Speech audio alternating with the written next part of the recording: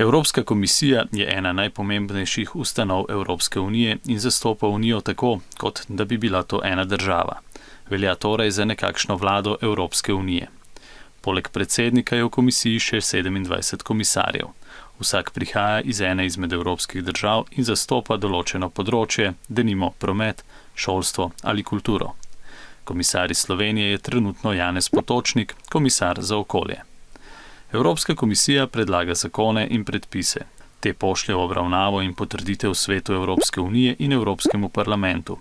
Če so ti zakoni sprejeti, veljajo v vseh državah Evropske unije, Evropska komisija pa nadzoruje njihovo uresničevanje, kar pomeni, da lahko državi, ki predpisov ne spoštuje, tudi naloži kazen.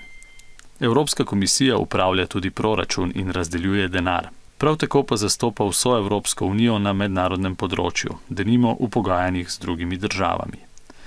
Torej, Evropska komisija, ki jo sestavljajo predsednik in 27 komisarjev, skrbi za zakone, ki veljajo v vsej Evropski uniji, razporeja denar iz proračuna ter zastopa Evropsko unijo v svetu.